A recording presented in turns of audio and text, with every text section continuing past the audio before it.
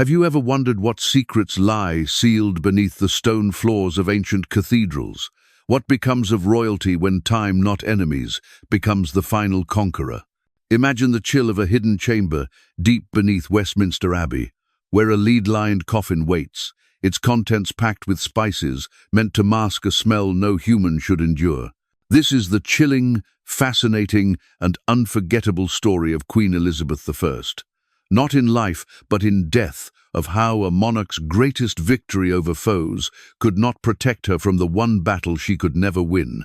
Elizabeth Tudor, known to the world as Queen Elizabeth I, wasn't just a ruler. She was the living embodiment of an age.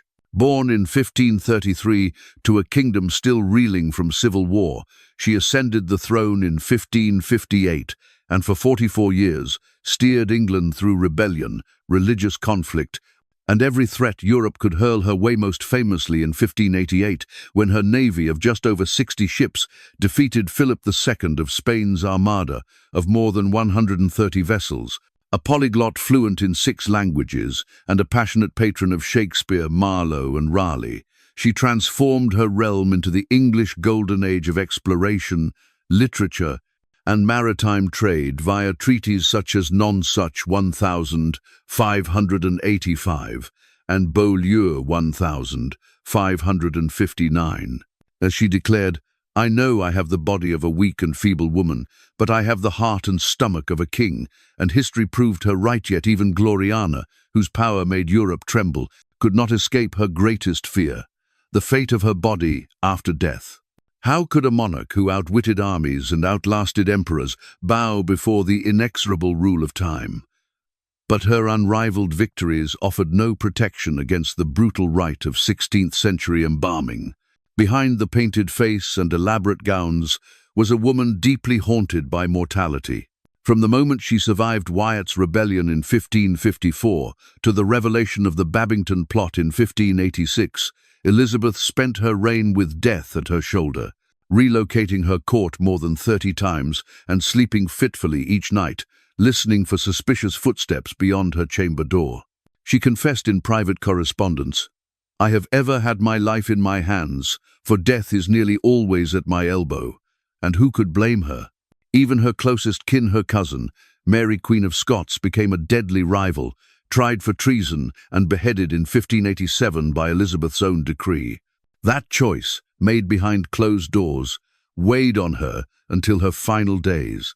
How could a queen who outwitted conspirators and quelled foreign threats still tremble at the thought of her own mortality? It was this very fear of the unknown in death that drove her to learn every grim secret of embalming and to dread the brutal rites awaiting her spent body. But nothing frightened her more than the gruesome process that awaited her body after her last breath. In the 16th century, embalming was neither delicate nor respectful. It was harsh, invasive, and violent. The human body was treated like a machine, to be taken apart by the king's appointed adores expert embalmers who worked under torchlight in a freezing, stone-walled chamber. The corpse was laid flat on a cold, clinical slab.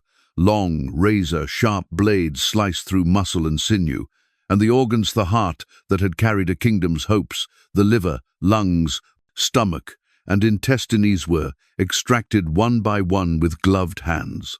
To forestall the inevitable rot, the emptied cavity was then packed with aromatic treasuresque cloves imported from the Spice Islands, Ceylon, cinnamon, precious myrrh resin, and other costly ingredients reserved for royalty.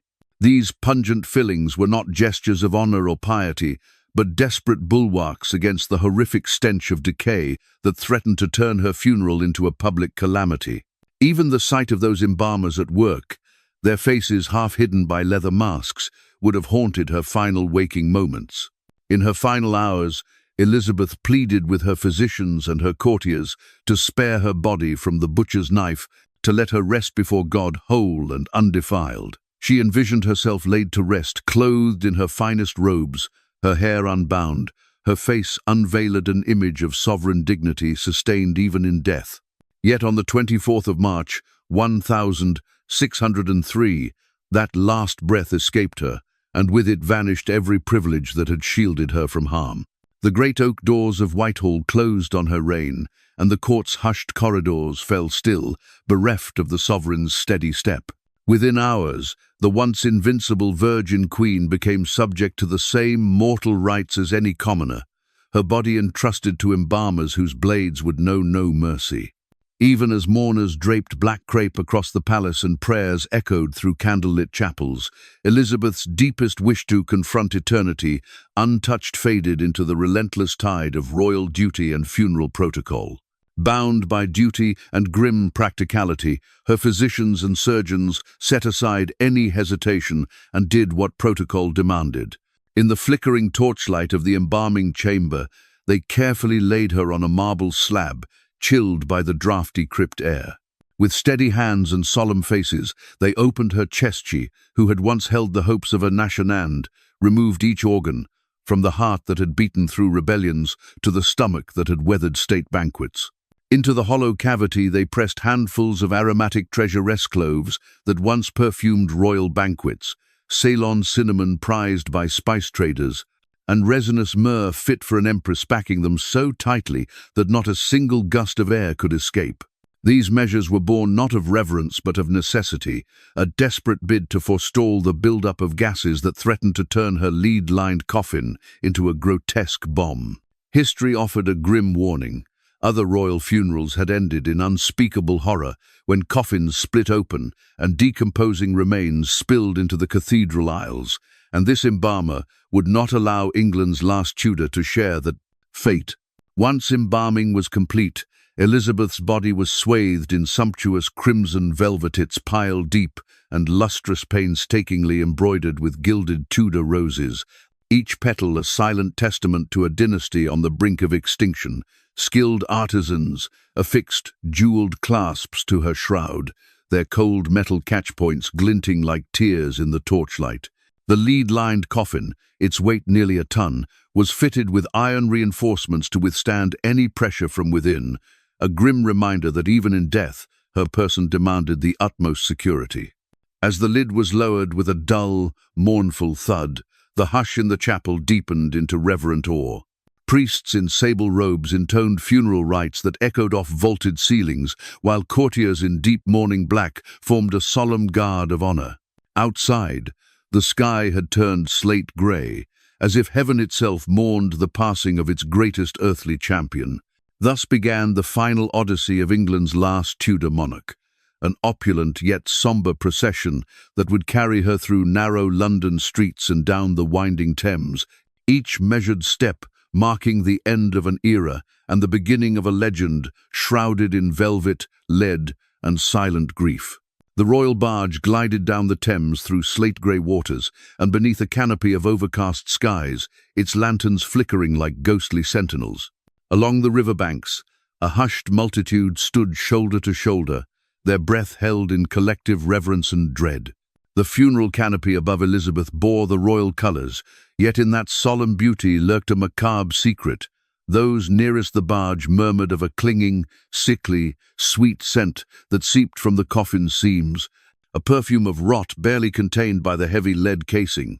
Even in death, the Virgin Queen's mortal frailty asserted itself, as invisible gases of decomposition found their way into the open air, mingling with the mist. One shuddering thought passed silently through the crowd. Had the coffin's shell failed, had the interior pressure breached the lead walls, then England's majestic final tribute would have ended in catastrophe, sudden rupture of its most venerated sovereign, and the scattering of her remains across the water. Yet, by tragic miracle, the vessel and its cargo endured, and the passage continued, each ripple in the river a quiet testament to both her enduring legend and her inevitable surrender to time. At last, Elizabeth was interred at Westminster Abbey beneath the towering stones of that sacred place.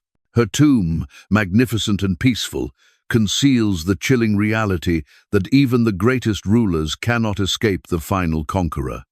Time. On the outside, it promised eternal rest, but centuries later, the silence of her resting place would be shattered. In the late 1800s, during the reign of Queen Victoria, a man named Dean Arthur Stanley was granted permission to explore the sealed royal tombs beneath the abbey. Curiosity had gripped the Victorian imagination. History was being unearthed, literally. Stanley, lantern in hand, ventured into the cold, dark underworld of England's royal dead. The air was thick with the scent of centuries. The walls were heavy with silence. As he stepped into the chamber where Elizabeth lay, he was not greeted by the glory of a queen, but by the crumbling wreckage of time. The once beautiful coffin had collapsed. The wooden layers had turned to powder. The rich velvet was discolored and brittle. Even the lead meant to last forever had warped and bent beneath the slow pressure of internal decay. The initials E.R., Elizabeth Regina, still faintly marked the lighter, ghostly whisper of the woman who had once been Gloriana. But that was not all. Above Elizabeth's broken coffin lay the remains of her half-sister, Mary I. In life, their rivalry had torn England apart in fire and blood. In death, they were locked together in the same narrow vault, enemies in life, neighbors in eternity. The air around them was dense, with centuries of trapped rot. Stanley stood alone, surrounded by two queens, both long gone yet still bound by a story that refused to die. What he saw confirmed a grim truth. Even the greatest of monarchs are not spared, the slow, patient hunger of time. Elizabeth's body, embalmed with such urgency, had not decayed in peace. Internal gases had continued their terrible work. The coffin bulged unnaturally, the velvet was stained, the wood had vanished, and yet, in those ruins, fragments of her identity endured. The Tudor rose, the faded embroidery, the weight of legend lingering in dust and silence. Above ground, the world had moved on. Tourists strolled the polished marble of Westminster Abbey, unaware of the scene beneath their feet. They admired the beauty, the music, the elegance of it all. But under the stones lay a different story, not one of glory, but of decay, a coffin rotting, bloated, fragile, still housing the remains of a queen who had once ruled oceans. Elizabeth's tomb is more than a monument. It is a message carved not in stone but in timely reminder that even the greatest rulers must surrender to the earth, that velvet fades, lead bends, and flesh, no matter how royal, succumbs to nature's final claim. Her legacy endures in books, in paintings, in the story of an era she defined, but her body, once adorned in gold, now rests in a vault of silence, its grandeur consumed by centuries of darkness. Elizabeth I, the virgin queen who commanded armies and outwitted kings, lies now in broken pieces. Time is the final ruler, and not even a queen can outlive its reign.